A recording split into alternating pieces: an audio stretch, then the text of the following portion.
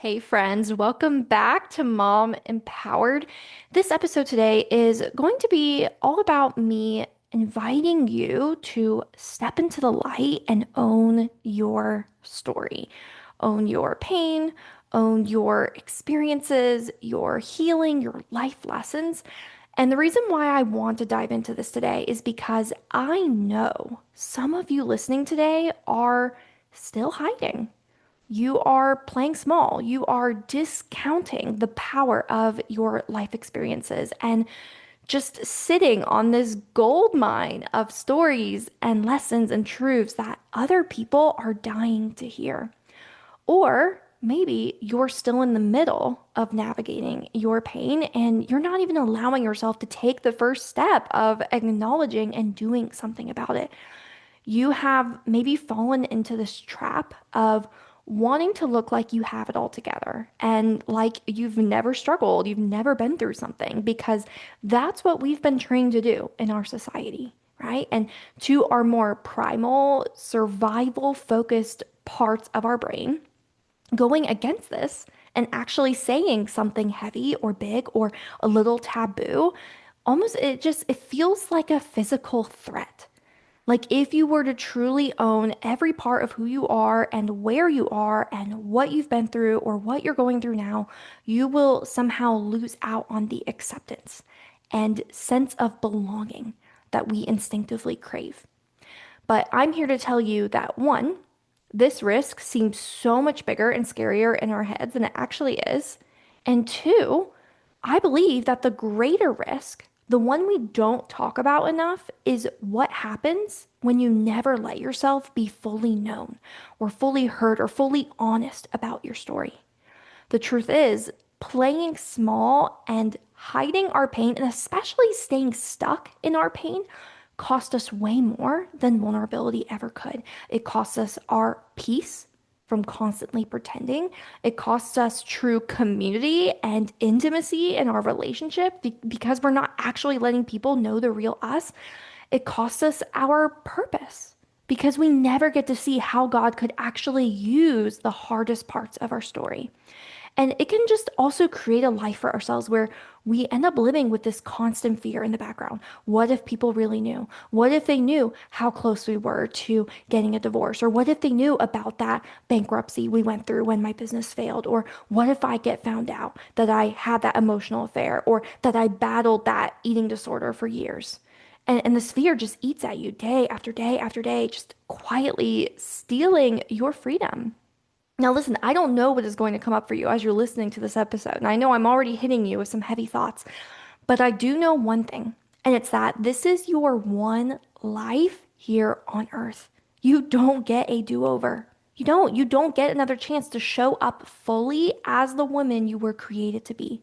And if you spend this life hiding, performing, shrinking back, you will never know what kind of impact your story could have made. Now, I want to share my story. Maybe you've heard it before, you've been around here for a minute, but maybe this is also your first time. Either way, I want to start off with sharing my story because really want to highlight this as an example of what can happen when you allow your pain to be turned into a powerful purpose. So I was a controlling, abusive partner and wife for the first years of my marriage, and for even more years before that, like before getting married. I was an angry, like I'm talking raging, screaming, spanking mom for the first years of two of my daughter's lives. I was both of those things. I was nowhere near the wife or the mom I imagined myself being. Now, I wanted to be a calm, patient woman. I wanted to be this peaceful, submissive wife, the nurturing mom. But the truth was, I was just so full of anxiety in my early adulthood and had never learned how to cope or understand, let alone control my emotions. And so what ended up happening is that I turned into a monster. Now I know now that I was never actually a monster, right? I know that, there were things that were working behind the scenes that were turning into these patterns. But the ways I verbally and emotionally abused my husband, the ways I would get in his face, curse at him, shove him, threaten him, pack a duffel bag for him whenever I felt devalued or unsupported, The way I let my daughters see me throw dishes against the wall, be screamed in their faces because they wouldn't sleep or wouldn't eat or wouldn't stop crying or because they were throwing some sort of tantrum. All of these things had me seeing myself as a monster and hating myself for years.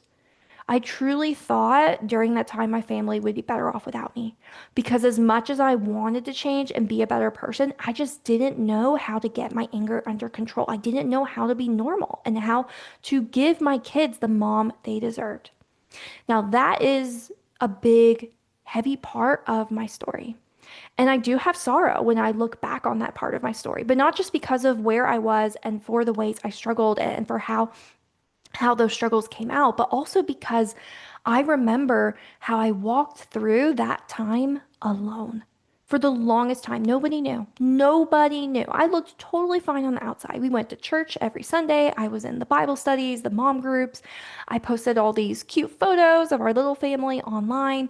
I went out with friends. I went out on ladies' nights. I went to family events and dinners. But nobody knew because I was convinced that I had to keep this hidden. Because what if people knew, right? They think I'm a terrible mother. That's what I'm thinking. They're going to think I'm a terrible mother and they're going to agree that I don't deserve my children. Would I be reported? Would I lose them? Would they think I'm disgusting? Who goes to church on Sunday and then is slamming doors and lashing out and screaming at the top of her lungs on a Monday? Right? I'm thinking, well, that just must mean that I'm an awful person. Those are the sorts of things I was thinking. So of course I stayed hidden. I kept quiet. I just kept trying to figure it out and do better on my own. And that hiding and pretending was so heavy. Every day I felt like I was splitting in two. The version of me people saw and then the real me that I hated and loathed. And maybe you know that feeling. You know this exhaustion that comes from wearing a mask, this fear that someone is going to see through you. They're going to see your struggles, your mistakes, your failures. But this is where things started to shift. And this is a part of my story that I love to share too. I had a couple of episodes that really shocked me. One of them involving throwing my phone against the windshield in my car and cracking the windshield with my $2 in the back seat. And around this point, I was just getting so tired of trying so hard to change and still failing day after day that I was finally starting to become more and more open to the idea of going back to counseling and asking for help with what was going on with me. And around this time, I also found the courage to start opening up more with other women. I already had my podcast at that time. It wasn't called Mom Empowered. It was Soul Care for the New Mom. And it was just sort of like this devotional podcast where I'd share things about faith and motherhood and offer encouragement and just these like short devotional episodes for other moms. But around this time, though, I started wanting people to know the truth. I wanted them to know more of this side of me. Because I think deep down, I was hoping and just desperately wanting to believe that I wasn't alone, that I wasn't the only one, that there is hope for me, that there's help for me. I can heal and get better and become the mom and wife I want to become. So I started my journey of healing. And the first step was stepping into the light. It started with telling the truth. I had to share my struggles and let my pain be seen and known. I started counseling right after this. And the craziest thing is that I would come home from my sessions and then share in my Instagram stories what I was taking away from them, even without knowing with full certainty that there were other moms following me and struggling with the exact same things. I just found this courage to go first and share anyway. And instead of being judged or rejected, like I was afraid I might be, what I found instead was me too. I found these women letting me know that this isn't just my story. This was our story. And because I chose to step into the light, now others were starting to step into the light too. This thing, this pain that I thought no one would ever understand, no one would ever forgive, that I thought I might never overcome, turned into a powerful purpose. What started as me just opening up and being real on a podcast, it was just me on my couch with my super cheap microphone after the kids went down for bed. It just grew into something so much bigger. And as you may know, it eventually turned into me creating Mom Empowered and my coaching programs and getting to teach and walk with so many moms who were right where I was, feeling like a monster, feeling trapped in their anxiety and rage, and turned into me helping them find freedom, them completely changing their motherhood experience and the way they see and understand themselves.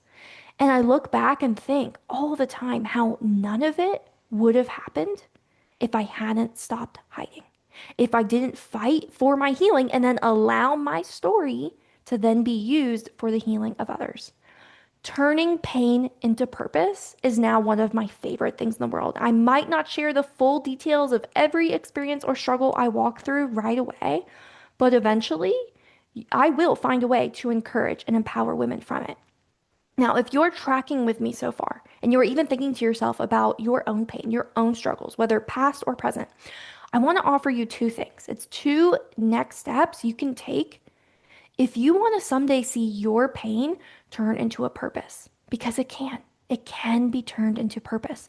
The first step is prioritizing your healing because it's really hard to lead others out the dark or even see yourself as a guide who could someday lead others out the dark if you are still hiding there yourself. Now, for me, that meant doing the hard, humbling work of admitting I couldn't just pray away this anger. It looked like me going to therapy, asking for help, starting to have scary conversations, opening up, deciding that I was done carrying this alone. Maybe for you, it looks like finally booking the counseling or the coaching sessions. But by the way, I've had wonderful experiences with both counseling and life coaching. And I've also had some negative experiences with both counseling and life coaching. And I want to point that out because you might lean toward one or the other, or you might have a negative experience with one and could benefit from moving to the other. But the point is, both are valid. Both can be powerful. Keep going. Find the coaches and counselors and mentors who are a right fit for you. Now, I know that's a whole other episode in and of itself. But yeah, prioritizing your healing might mean scheduling the therapy session or joining the coaching program and sticking with it and actually coming to your sessions with a prepared list of the truths and stories and struggles and thoughts that you need to bring into the light and let them in on. Prioritizing your healing might look like you pouring your time and energy into learning new tools, developing new skills, journaling, getting in the habit of examining and processing and rewiring your thoughts and emotions. I have so many tools and ideas on how to help you with this. So please reach out if you want to chat more. You can just message me on Instagram and let me know what's going on, and I'll give you a next step or a resource to check out. For me personally, I had to get over my money blocks. That was a part of my healing journey. I was spending money on new diaper bags and clothes and toys for my kids and home decor and takeout, so many garlic rolls. I was just always, getting food takeout or whatever I was craving back then because I thought these things, the clothes, the toys, the home decor, the food, I thought would make my life better. But I was resisting spending money on counseling or even just an online course because I hadn't yet put two and two together that those actually are the things that make life better. It's not fun wearing new clothes but still yelling at your kids, right? It's not fulfilling to have this pretty trendy home that you can take pictures in and post to the gram if behind the scenes your marriage is failing. You want to know what really lit a fire under me these last couple of years, especially as my daughters, I have three, are getting older and I'm picturing them becoming preteens and teenagers and eventually these young women out in the world and maybe even someday becoming moms. What has been lighting a fire under me and has been so game changing for me mentally is asking myself again and again for all kinds of situations, what would I want for my daughters? And I can tell you, I know exactly what I want for them. I know that I don't want them to feel like they can't open up about their pain or their struggles. I don't want them to believe the lie that they're alone or they're too broken. No, I want them to be real. I want them to heal. I want them to even be bold and confident in owning what they're walking through and how they're growing and failing and learning from those failures. I want them to be surrounded by people who lift them up and support them and love them through their challenges. And if that's what I want for them, why in the world would I settle for less for myself? especially if whatever I choose is what I'd be modeling for them, right? If I want my girls to see a mom who is emotionally healthy, who takes responsibility for her healing and her growth, who isn't afraid to be honest and stand in the light, if that is what I want for them, then you bet I better freaking rise to the challenge and do the hard, scary things to be and show up as that woman. And it's not a one time decision, it's a day after day realignment with that intention. So, step one, prioritize your healing. I remember I gave a talk once in my Facebook community. This is probably back in 2019, but it was called Your Mess is Your Ministry, which is basically the same thing as pain into purpose, right? But I remember saying, hey, some of y'all have a mess that's going to become your ministry someday. But you have to let God help you clean some of that mess up first. And I think about that message all the time because it really is so true. Many of us want to make a difference, especially as moms. We want to instill these values and these lessons and truths in our kids. And in order to do so, we've got to clean some of our mess up. So that's step one, prioritize your healing. And step two, the next step in turning your pain into a powerful purpose is believing that your story has value for somebody else and being willing to share it. And this could be as small as just saying, hey, you're not alone. I've been there, to another mom at a park. It could be mentoring another woman. It could also be a podcast or a course or a nonprofit or you writing a book or hosting retreats or building a community for others.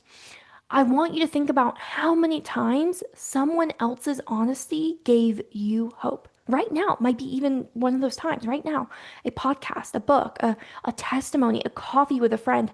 How many times have you personally benefited? You've either been encouraged or empowered or inspired or given hope or clarity or a new direction. How many times have you benefited from someone else's vulnerability and bravery? Now, I'm sure for many of us, most, if not all, of our favorite mentors or leaders or the people we look up to, they embody this in some way.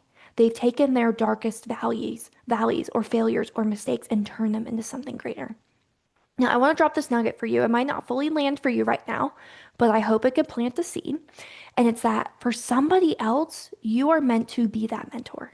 You are meant to change a person's life with your vulnerability and courage in sharing your story, in going first. There is someone just waiting for you to show them what's possible.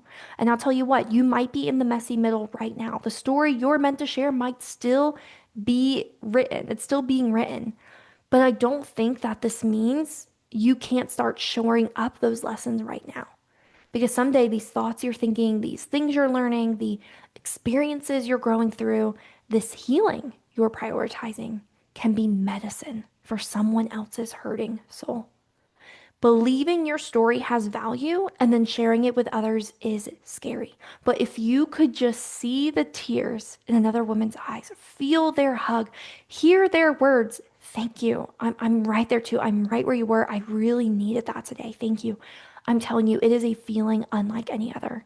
And it is such a great way to quickly overcome that fear of sharing your story, going out and just getting the proof. Now, I want to share a quick story with you, but it's not my own. But I do want to share it because I feel like there's something really valuable to be gleaned from it. There was once a man going on a long trip, and he had three servants staying behind, and he wanted to give them each some of his silver to manage and look after. Now, one he gave 5 bags, one he gave two, and then for the third servant, he gave just 1 bag.